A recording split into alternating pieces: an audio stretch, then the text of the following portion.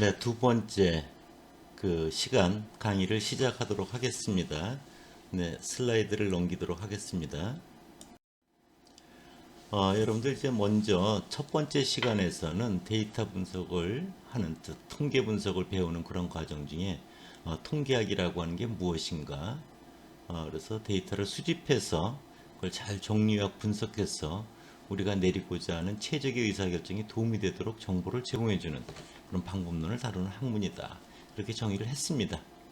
어, 그런 과정 속에서 데이터의 질, 수집할 때 질이 대단히 중요하다는 얘기를 여러분들한테 강조해서 이야기를 했고요. 두 번째 시간에서는 그러면 이제 서로가 인사를 나누는 과정 중에 서로 이름을 이야기를 한 겁니다. 그러면 그런 통계학은 우리가 실질적으로 분석을 해나가는 데 있어서 어떻게 구분이 돼서 우리에게 기억이 돼야 되는가 그 얘기를 좀 하고자 합니다.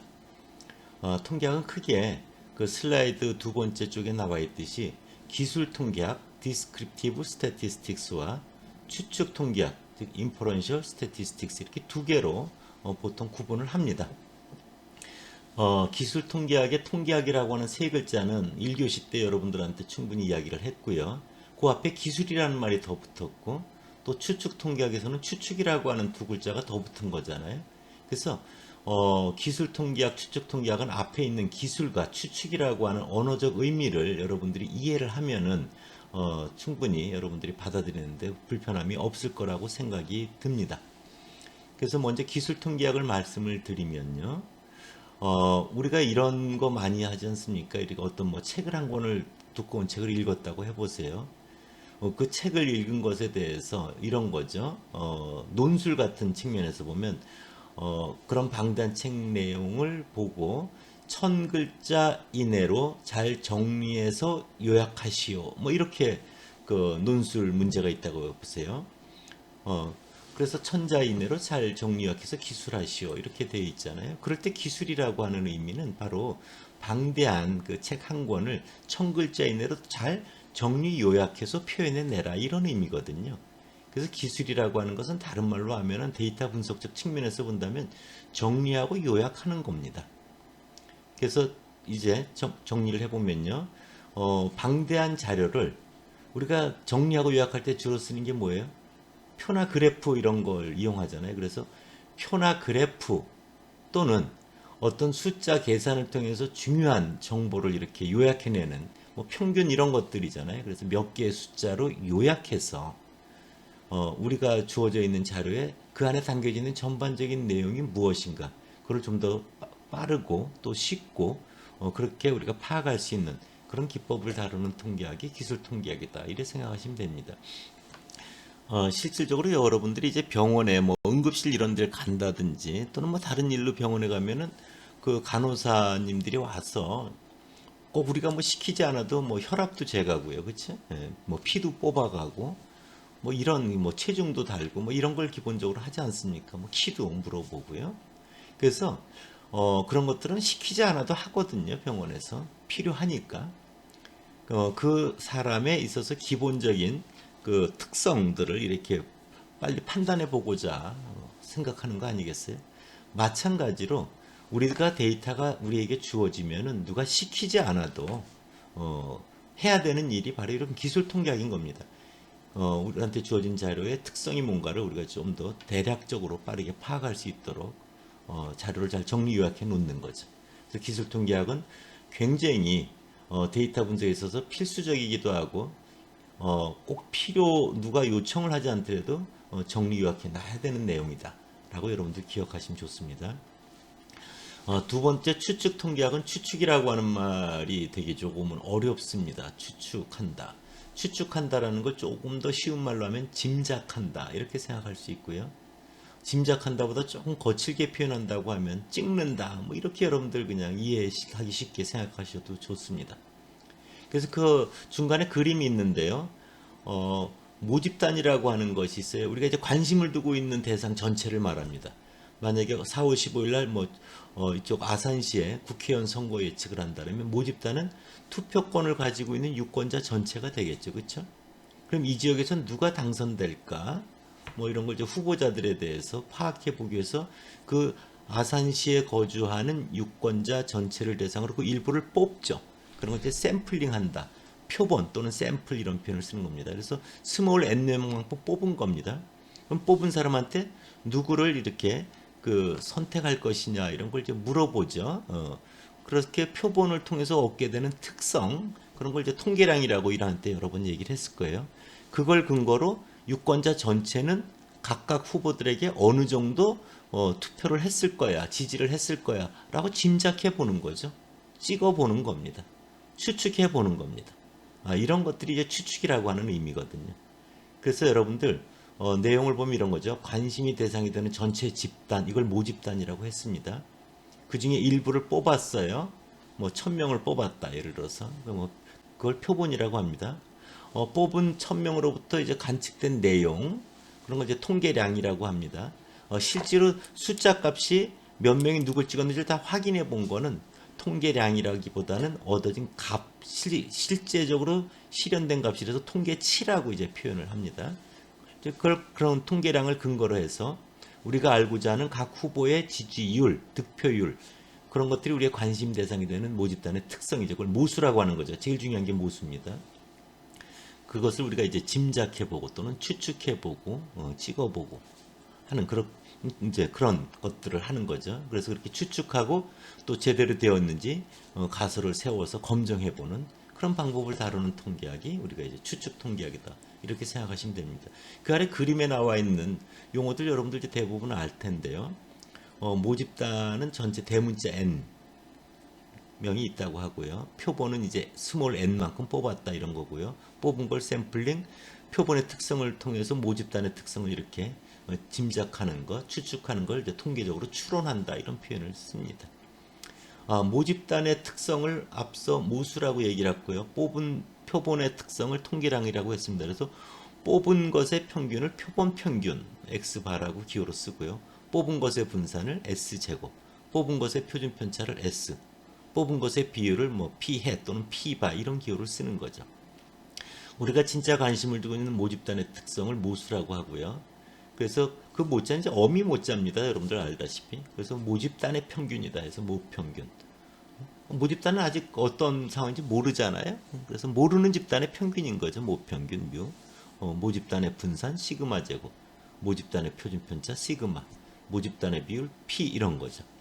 그래서 이 모수는 여러 번 제가 1학년 때도 얘기를 했지만 우리가 알 수 없는 값이죠. 그렇기 때문에 우리가 이제 추측을 하고 추정을 하고 하는 일을 하는 겁니다. 그래서 뽑은 것의 평균을 이용하여 모집단의 평균을 짐작해보고 뽑은 것의 분산을 이용하여 모집단의 분산을 추측해보고 뽑은 것의 비율을 이용해서 모집단의 비율을 우리가 추측을 하는 겁니다.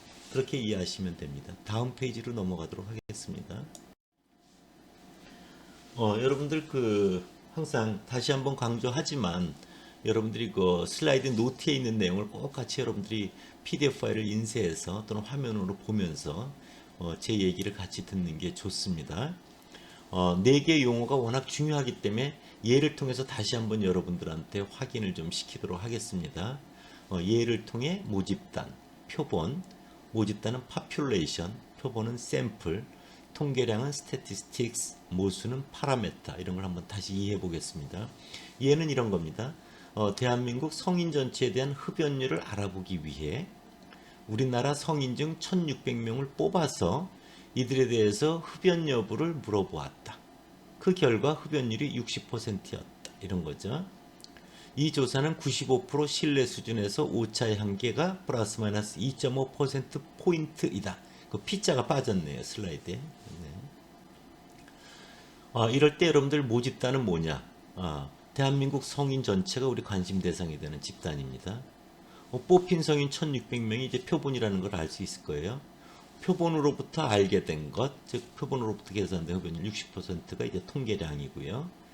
그 다음에 우리가 관심을 두고 있는 모수는 우리나라 성인 전체 흡연율. 이게 우리의 가장 관심을 두고 있는 핵심입니다. 그래서 통계량을 근거로 모집단의 특성 흡연율은 어느 정도 될 거야 라고 추측한다. 이렇게 여러분들 생각하시면 됩니다. 네, 다음 페이지로 가겠습니다.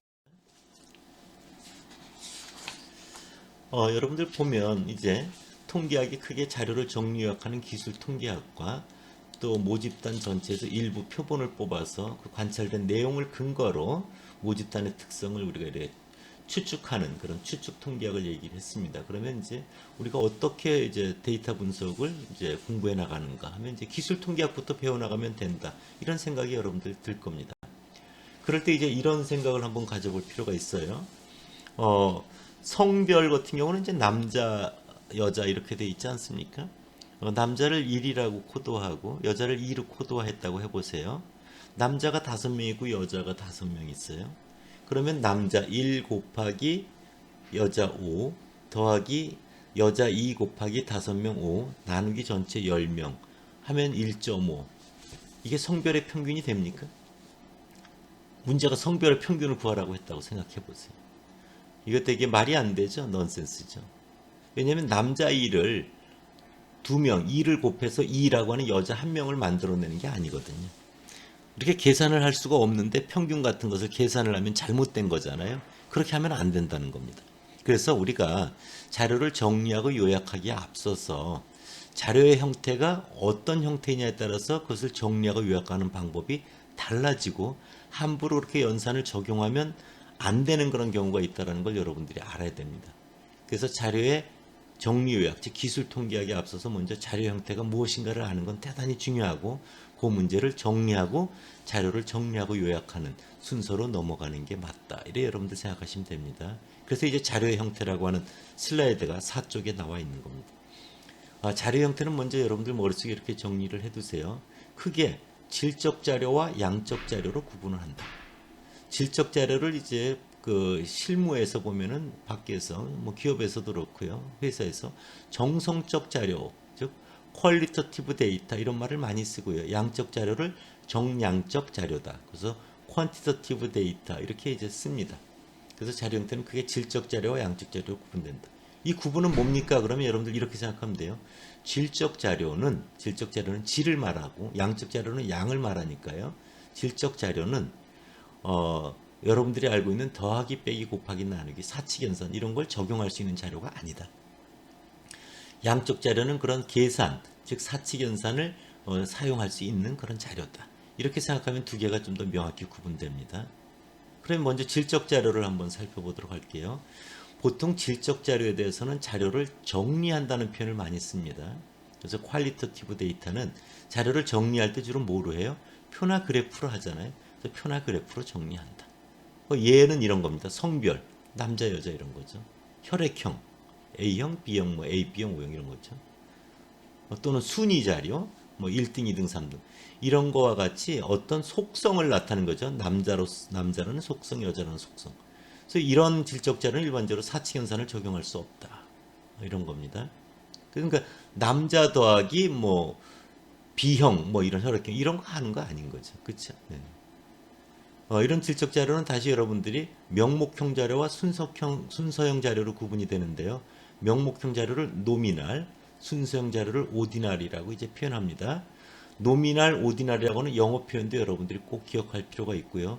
소프트웨어에서는 자료의 척도에 이런 영어 표현으로 노미날이냐 오디날을 이제 지정하는 그런 것들이 필요하기 때문에 영어 표현도 꼭 같이 기억을 하기 바랍니다. 명목형 자료는요, 말 그대로 명목상 부여한 겁니다. 남자다, 여자다. 지역을 뭐 서울이다, 경기도다, 강원도다, 뭐 이런 거죠. 충청이다, 뭐 이런 거죠. 예전에는 서울이라고 안 하고 뭐 한성이라고 하지 않았습니까? 이게 명목상 그렇게 부여한 거죠. 직업도 마찬가지입니다. 보통 직업 같은 경우도 조사회사에서 크게 분류는 이제 7개 정도 분류로 이용해서 사용을 하고 있습니다. 그래서 이거는 크기라든지 뭐 순서 이런 게 의미가 없습니다. 그냥 단지 그렇게 명목상 부여한 그런 자료인데 명목형 자료, 성별 같은 것 이렇게 기억하면 이제 여러분들이 안 잊어버릴 겁니다. 순서형 자료는 어떤 기준에 따라서 자료값들이 내재적인 순서가 있는 그런 자료입니다. 그러니까 예를 들어서 1등, 2등, 3등 뭐 마라톤이다 그러면 1등이 2등보다 결승점에 먼저 도착했다. 이런 의미를 가질 수가 있는 거죠. 그리고 성적을 부여했을 때 A, B, C, D, 뭐 F 그러면 여러분들 다 A등급 받기 원하지 않아요? 그것이 다른 학생들에 비해서 상대적으로 순서적으로 더 시험을 잘 봤다, 성적이 우수하다 이렇게 이제 내재적 순서가 있는 그런 자료인 거죠. 다음 페이지로 넘어가겠습니다. 그 다음에 또 하나는 이제 양적 자료라고 하는 거예요. 근데 양적 자료라고 하는 이제 계산이 가능하다 보니까 몇 개의 숫자, 뭐 평균이라든지 표준 편차라든지 여러분들이 이제 배웠던 거고 또 다시 한번 복습을 하게 될 내용인데요. 그런 것들을 이제 몇 개 숫자 또는 그래프로 요약을 한다는 표현을 많이 씁니다. 정리보다는. 그래서 양적 자료는 뭐 길이, 뭐 2m는 1m의 2배잖아요. 80kg은 50kg보다 더 무게가 많이 나가는 거 알잖아요. 불량품의 개수 이런 거죠. TV가 얼마나 생산됐는가 생산. 이렇게 많고 적음을 나타내는 수치로 된 자료입니다. 그래서 이것은 계산이 가능합니다. 이런 양적 자료는 다시 계수형과 이제 연속형 자료로 나누기도 하고 또 다른 측면에서는 많은 다른 여러 교재에서는 비율형 자료다 또는 구간형 자료로 나누기도 합니다. 각각에 대해서 정확하게 표현을 설명을 드리도록 하겠습니다. 계수형 자료 또는 이산형 자료 이런 표현을 쓰는데요. 이산 가족 그러면 떨어져 있는 가족이잖아요. 여러분들이 강의실에 학생들이 떨어져 앉아 있기 때문에 몇 명이 수업을 듣고 있는지 이렇게 하나하나 셀 수가 있잖아요. 그렇죠? 그런 자료가 셀 수 있는 그런 자료를 이제 계수형 또는 이산형 자료다. 이렇게 이제 표현을 합니다. 연속형 자료는 1m에서 2m 사이의 키의 종류 이거 셀 수가 없죠. 무한가지수죠. 50kg에서 60kg 사이 무게의 종류 이런 것도 가지를 셀 수가 없어요. 무수히 많습니다. 실수값, 실제로 존재하는 수, 실수값이기 때문에 그렇습니다. 이런 것들은 이제 연속형 자료다 이런 표현을 씁니다. 그래서 양적 자료도 이렇게 연산이 가능한데요. 정확하게 그 이산형 자료 또 이제 연속형 자료 이런 구분해서 보통 이제 이산형 자료는 더하기 빼기가 이제 가능하다. 연속형 자료는 곱하기 나누기까지 가능하다. 하는데 실질적으로 밖에서 데이터를 분석하는 입장에서는 이것은 이제 수치형 자료다. 해서 분석의 기법을 적용하기 위해서 크게 구분하지 않고 처리하는 게 사실은 좀 일반적이긴 합니다. 다음 페이지로 갈게요. 네. 앞서 슬라이드에서 참 이 얘기를 좀 여러분들한테 더 하고 갔어야 되는데 제가 지나갔네요. 뭐냐 하면요. 여러분들 보면은 그 자료 형태에서 이산형 연속형 말고 구간형 또는 비율형 자료로 구분을 하기도 한다라고 얘기를 했는데요. 여러분들 그 슬라이드 노트에 여러분들이 그게 잘 나와 있습니다. 여러분들 슬라이드 노트 5쪽 아래에 보면은요. 팁이라고 해서 여러분들 적혀 있는데요. 구간형하고 비율형은 이렇게 여러분들 구분하면 됩니다. 0이라고 하는 숫자가 의미가 있는가 없는가로 구분해 보세요. 0kg은 무게가 없다라고 하는 의미가 됩니다. 0cm는 길이가 없다라는 의미가 됩니다. 이렇게 의미가 될 때는 이런 걸 비율형 자료라고 합니다. 그래서 20kg은 10kg의 2배가 된다 이런 거죠. 2m는 1m의 2배가 된다 이렇게 생각할 수가 있어요. 근데 0도씨 이런 걸 생각해 봐요. 그럼 0도씨는 온도가 없다라는 의미입니까? 그런 의미가 안 되잖아요. 0도라는 것도 온도잖아요. 그래서 이렇게 0이라는 숫자가 의미가 안 되는 경우가 보통 이제 구간형 자료다 생각하면 여러분들이 그 이해하기가 좀 편리합니다. 그래서 여러분들 이런 거죠. 어제 영하 5도, 마이너스 5도, 영하 5도에서 오늘 10도가 됐다 이거예요. 그러면 오늘은 어제 온도에 마이너스 5 곱하기 마이너스 2를 해서 10도, 마이너스 2배다. 이렇게 얘기하지 않는 거죠. 마이너스 5도에서 10도가 됐으면 어제보다 그 간격을 10 빼기 마이너스 5면 15가 되잖아요. 어제보다 그 구간 15도만큼 온도가 높아졌다. 이렇게 하는 게 맞는 거죠. 그런 것들이 구간형 자료다. 그래서 그럴 때는 이제 곱하기나 나누기라는 연산은 그렇게 적합하지 않다. 이런 걸 여러분들 이해할 수가 있습니다. 슬라이드 6쪽 내용을 보도록 하겠습니다. 그럼 이제 데이터의 정리와 요약이라고 하는 것 중에서 먼저 데이터를 정리하는 것들에 대한 얘기를 여러분들한테 한번 조금 보여줄게요. 데이터 정리한 거 보면 이제 빈도 분석이라는 걸 하죠, 여러분들. 얼마나 빈번하게 일어난 정도, 그거죠. 그래서 보통 우리가 이제 질적 자료에 대해서 많이 표현하는 건데, 그 예를 보면 소비자 700명을 대상으로 A 제품에 대해서는 구입할 의향이 있느냐 없느냐 그래서 절대 사지 않겠다부터 꼭 사겠다. 또 응답 안 한 사람, 모른 무응답도 31명 있는 게 보여질 겁니다. 합계는 전체 700이고요. 전체 700명 중에 9명 절대 사지 않겠다가 이제 1.3%가 되는 거죠. 그런 것들이 여러분들 이제 나중에 다 세스를 이용해서 이런 걸 뽑아 볼 텐데요. 이런 것들이 이제 빈도표 자료를 정리하는 방법이다. 다음 페이지로 넘어가도록 하겠습니다. 두 번째는 데이터를 정리하는 것 중에 이제 그래프죠. 그래프라고 하는 것은 여러분들 우리가 어릴 때 이렇게 그 뭐 사과 이러면은 사과라고 하는 거를 글자를 먼저 배우지 않고 이렇게 그림으로 먼저 여러분들 보게 되잖아요. 그래서 그 아이들한테 이게 뭐니 그럼 사과 이렇게 여러분들 그림책을 통해서 보여줍니다.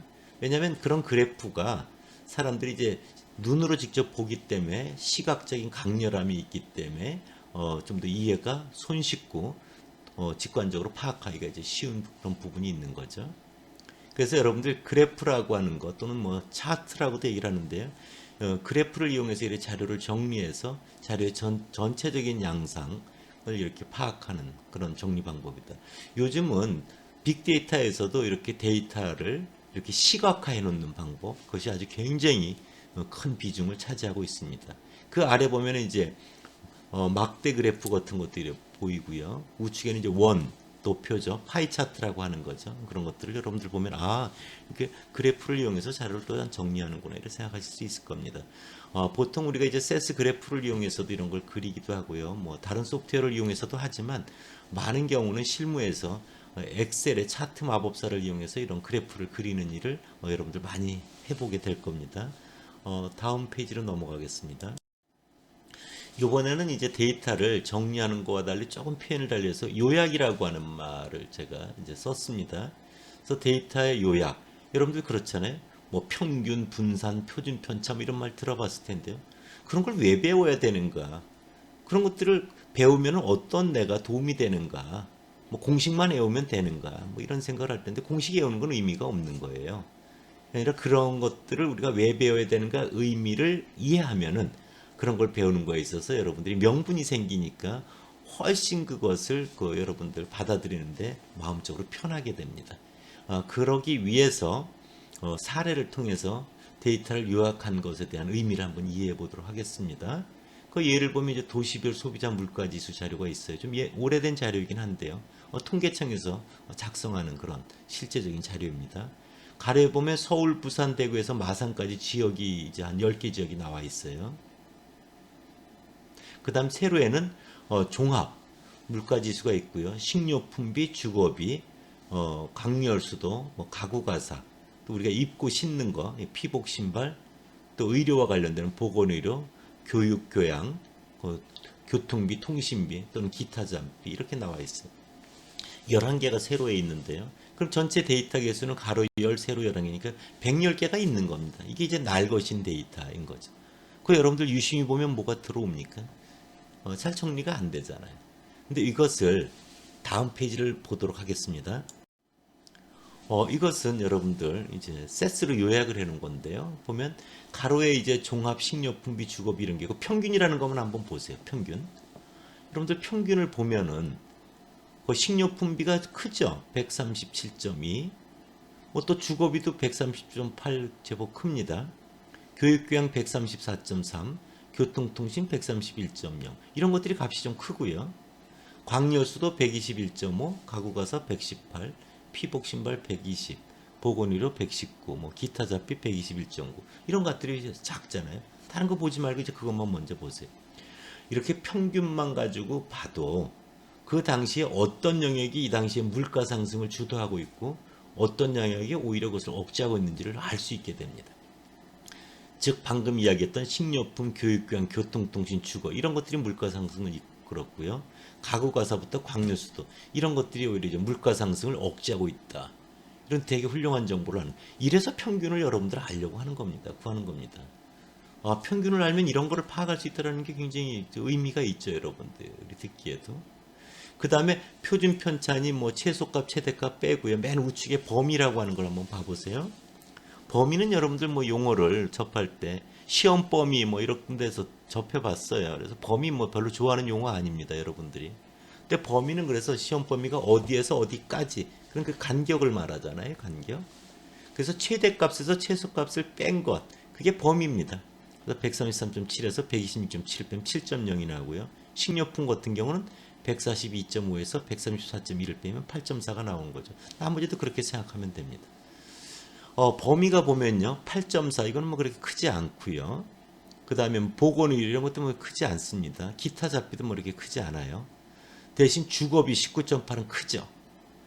또 교육교양 18.0, 교통통신 18.2 이런 것들은 큽니다. 상대적으로. 그럼 한번 생각해 보세요. 식료품비가 제일 비싼 지역이 높은 지역이 142.5고 제일 낮은 지역이 134.1이에요. 그 지역별로 그 간격 차이가 8.4인 거죠. 식료품비는 물가 상승을 주도했습니다. 도시별 차이 편차가 그렇게 크질 않습니다. 그 얘기는 식료품비는 전국적으로 고르게 상승했구나. 이런 생각을 우리가 할 수 있는 거죠.